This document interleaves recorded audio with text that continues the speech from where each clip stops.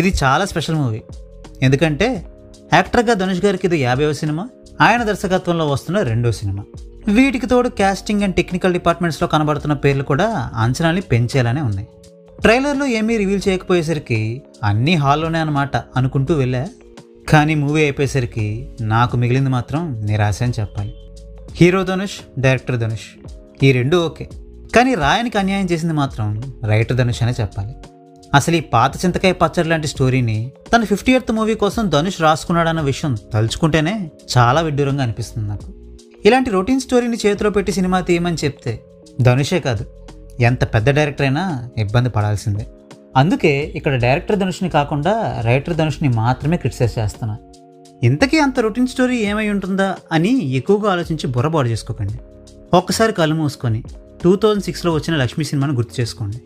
ఆ మూవీలో heroine track and family ట్రాక్ని తీసేసి తమిళ్ ఫ్లేవర్ని, రావణాసురుడి రెఫరెన్సెస్ని, క్రైమ్ని యాడ్ చేసి ఆ స్టోరీని రా అండ్ రస్టిక్గా ప్రజెంట్ చేస్తే వచ్చే రిజల్టే ఈ రాయన్ మూవీ.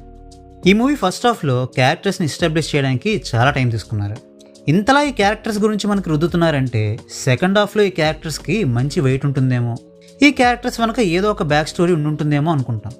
బట్ అలాంటిది ఏమీ ఉండదు. జస్ట్ టైం కిల్ చేయడానికి అన్నట్టు ఫస్ట్ హాఫ్లో ఫిల్లర్ స్టఫ్ లాంటి కొన్ని సీన్స్ని పెట్టేశారంతే.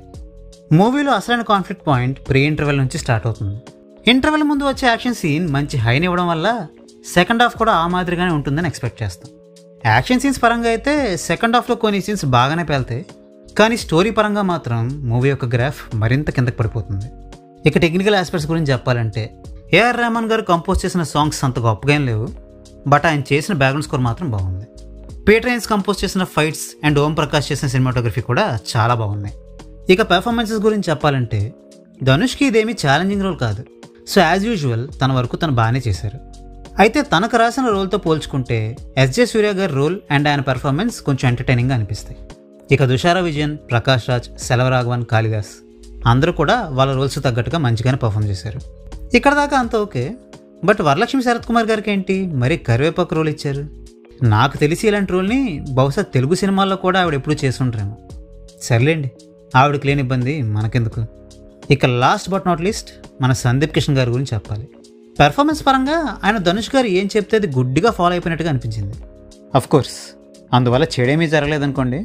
కాకపోతే నాకు ఒక చిన్న డౌట్. ఈ మూవీ ప్రీ రిలీజ్ ఈవెంట్లో సందీప్ కిషన్ గారు మాట చెప్పారు, ధనుష్ గారు తాను చేయడం కోసం రాసుకున్న రోల్ని సందీప్ కిషన్ గారికి ఇచ్చారని. అంటే ఇప్పుడు ధనుష్ సందీప్ కిషన్ని ఫూల్ చేసినట్ట, లేదా సందీప్ కిషన్ ఆడియన్స్ని ఫూల్స్ చేసినట్ట? దీనికి ఆయన ఎలాగో సమాధానం చెప్పరు. కాబట్టి ఒకవేళ మీరు ఈ సినిమాని కనుక చూస్తే ఆయన చెప్పిన మాట కరెక్ట్ అని మీకు అనిపించిందో లేదో మీరే కామెంట్ చేసి చెప్పండి. ఇక ఫైనల్గా ఈ మూవీని నేను మీకు రికమెండ్ చేస్తానా అంటే, ఇది వరకు చెప్పుకున్నట్టు ఫైట్స్ బాగున్నాయి, బీజిఎం బాగుంది, యాక్టర్స్ యొక్క పెర్ఫార్మెన్స్లు కూడా బాగున్నాయి.